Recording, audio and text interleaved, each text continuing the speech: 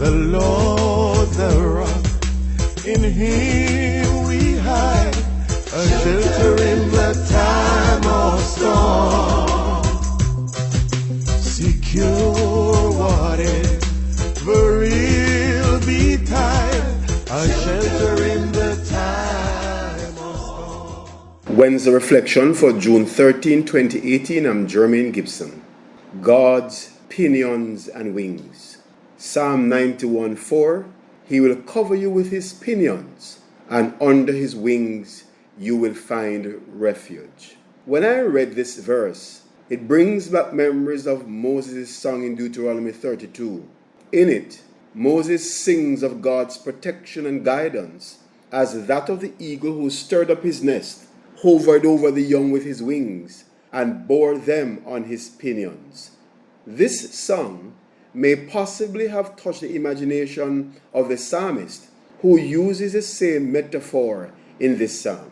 The main purpose here is that of depicting God's protection and fostering. God's pinions provide a shelter for those who lie therein, and they are well guarded and safe. Therefore, God's protective presence is available to all who genuinely seek him. There is also God's fostering, where the warmth and peaceful proximity to a heart that throbs with parental love is experienced by those who nestle beneath God's wings. I can't help but reflect on the mothering nature of God being expressed in this text. We affirm that God transcends gender. However, the Bible depicts both the fathering and mothering natures of God. Birds keep their young warm and protect them from those who seek prey to harm and destroy. The young cannot cover themselves to provide protection. This represents the helpless state of the children of God, who are weak and unable to defend ourselves. God's pinions and wings offer comfort through our tribulations and defend us from the enemy. God acts towards his children as the hen does to her brood, takes us under his wings when birds of prey appear, and also shelters us from the chills of life. It is important for us to remember that we are the target of the enemy. Satan's aim is always and ultimately to steal, kill, and destroy. His intentions and attacks are usually camouflaged by pleasantries. Everything seems okay and, of course, attractive and desirable.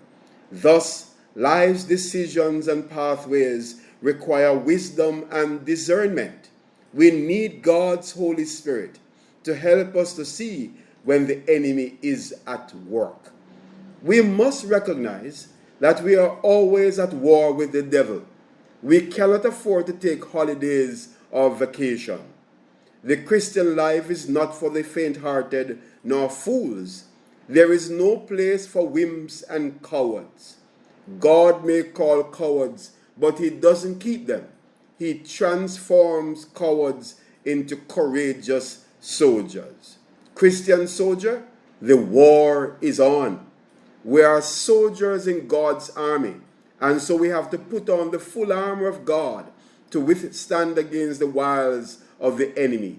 We need the belt of truth, breastplate of righteousness, shoes for our feet, shield of faith, helmet of salvation, and the sword of the Spirit.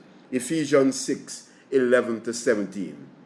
We know that we cannot and dare not fight this war by ourselves.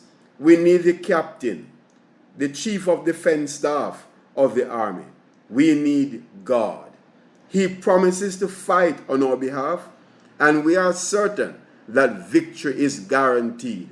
His pinions and wings are always available to protect and nurture us. Till next week, let's join with Paul. If God is for us, who can be against us? And we say, absolutely no one. I know my Jesus is a rock. Yes, he is.